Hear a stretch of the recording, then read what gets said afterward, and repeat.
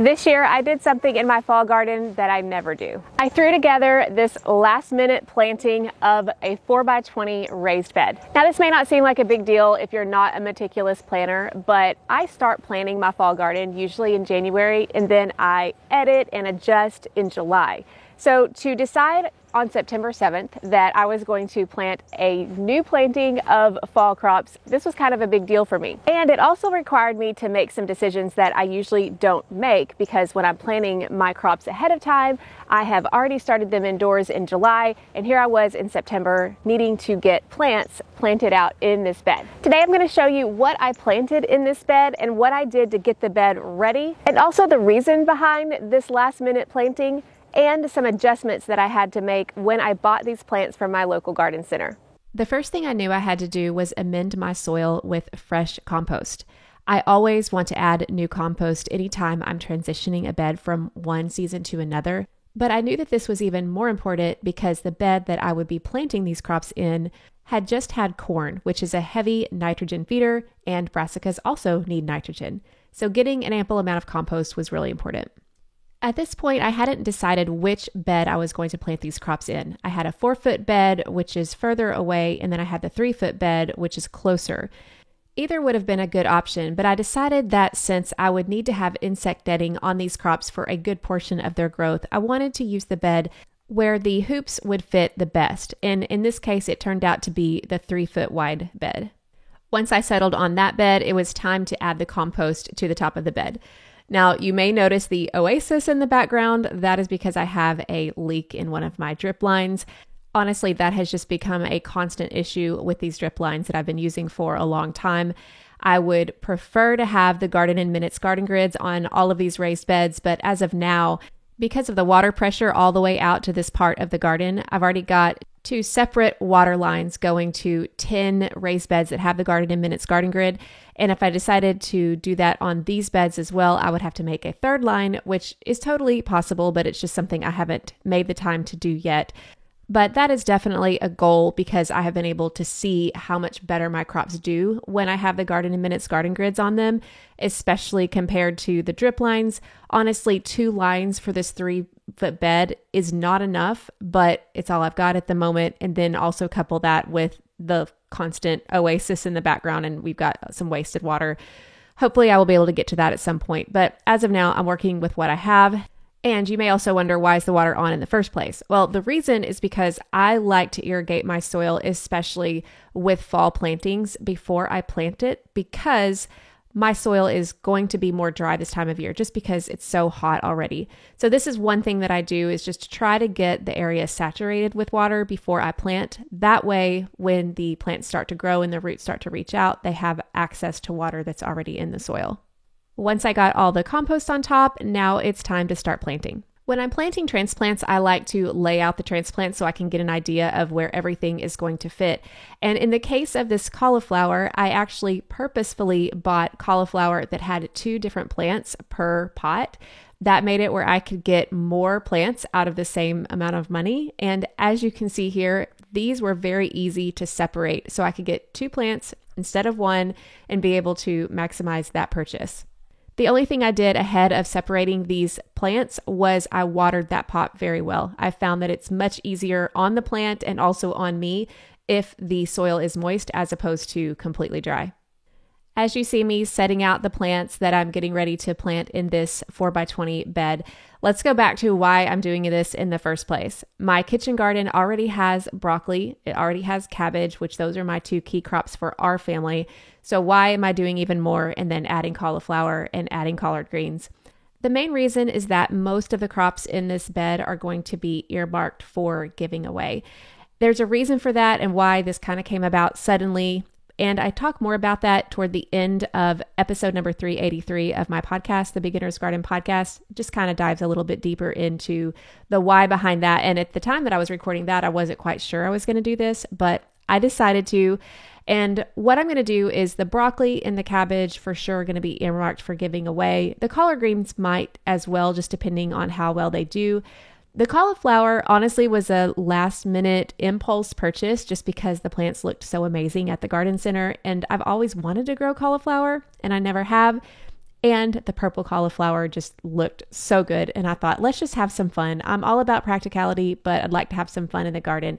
But that's why I chose to fill this bed at the last minute. I will say it was definitely a different experience. I've been indoor seed starting my broccoli and my cabbage for many years. For the most part, I don't ever buy transplants at the garden center just because I start them indoors. I find that I can control their growth better. They tend to be healthier in general. Of course, it depends on at what stage the plants are when you buy them from the garden center. But at this point, when I decided to do this, it was too late to start seeds indoors. So I went to my local nursery and I tried to see what they had in stock. The cauliflower was in really good shape. It really looked great when I bought it. I think it was a new arrival to the nursery. The cabbage looked a little worn and it had already been attacked by some pests, which is very normal.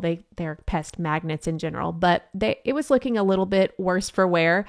And the collard greens were too, quite honestly. So I wasn't quite sure how all of that would work out just because you could tell they were already a little bit stressed. Maybe they had been at the nursery a little bit longer than the cauliflower. That's my guess. But my thought was I can plant them and hopefully they can rehabilitate.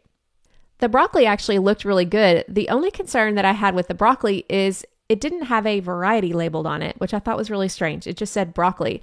And I've had that experience in the past where I've planted broccoli in the fall and even in the spring, and it hasn't done great. And I've realized later that it wasn't the type of broccoli I was expecting to get. So I feel like I'm rolling the dice on this one, but it's the only option I had. So I bought it. I planted it. We'll see how it goes. I'm pretty confident in planting transplants just because between my indoor seed starting and just doing it for many years, I know what works well. And one thing that I always use is Organic Rev to dip the root ball in before I plant. And even though they do sponsor my podcast, I would tell you about it anyway, just because I've used them for 4 years. And transplanting is where I found the best results. It really does help the plant acclimate better.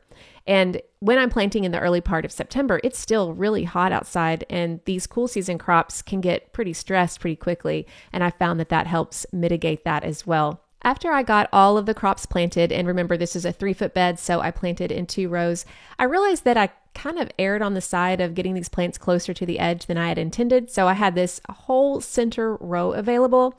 I decided to throw in some mesclun lettuce greens just to see if they would grow. And some of them did, but we did have some pretty hot weather. And again, the irrigation system isn't perfect. So I only had a few that ended up sprouting. But I also used some older seeds just because I wasn't quite sure if they were still viable. It was more of an afterthought.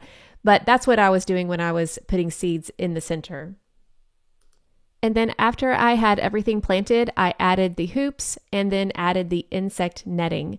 Now, one thing that I did notice as these plants started growing is that the cabbage worms were very present on these crops, even though I had the insect netting on right away. And my suspicion is that the cabbage moth had probably already laid her eggs on these crops before I even planted them, either at the garden center or at my house before I'd had a chance to put them in the ground. In hindsight, probably the best way to handle that would have been to spray with BT at the time of planting, just in case there were some eggs that I wasn't able to see. But I don't have any BT at the moment, and because I've been able to really rely on insect netting and hand picking, I just haven't been using that as much, but that definitely would have prevented some of the more significant damage that I found on a couple of plants. I did have to lift up the insect netting and hand pick some of those just to get them off. But overall, I think most of the crops were able to withstand the damage. I also did not put shade cloth on this planting, which you have maybe seen in previous YouTube videos that I do. The reason was because even though this was early September and still hot, you probably can already tell in this video that this particular bed gets a lot of natural shade from some trees around it, maybe a little bit too much, but I didn't have to put the shade cloth on just because it already had that shade. And I wanted it to get as much sun as it could, especially as we're headed into the fall, to get as much growth out of these crops as the sunlight starts to wane. Now it's been a little over 3 weeks and so many of these plants have grown so much, but because I planted them a little later than I normally do, I'm wondering if they're all going to come to maturity before the cold sets in. I'm very hopeful with this cauliflower. It looks amazing, and if it follows the track that broccoli usually does, I'm hoping that I can harvest in November to December. I'll definitely be covering it with a floating row cover when needed. The cabbage is coming along a little bit slower, so I'm not quite sure what to expect with the cabbage, but we'll see. It tends to be a little bit more cold tolerant than broccoli and cauliflower. And speaking of broccoli, it's coming along really well, and I'm very hopeful I can get a harvest out of that as well. And then the collard greens are very winter hardy in my zone 8A winter, and some of them are growing so well they could probably be harvested pretty soon. So I'm hoping to have a harvest of collard greens most of the winter. One thing you may have noticed is that most of these crops that I'm planting in the fall are also crops that I plant in the spring. But there are unique needs to fall crops versus spring crops, even if they're the same ones. And if you're interested in learning more about the different needs and how you treat fall crops as compared to spring crops, check out episode number 390 of the Beginner's Garden podcast. You can watch it here on YouTube, or you can listen in your favorite podcasting player. And by the way, I've never actually grown cauliflower. This will be the first time in 11 years of gardening. So if you have any tips on how to grow cauliflower, I hear it can be a little bit challenging. Post them in the comments below.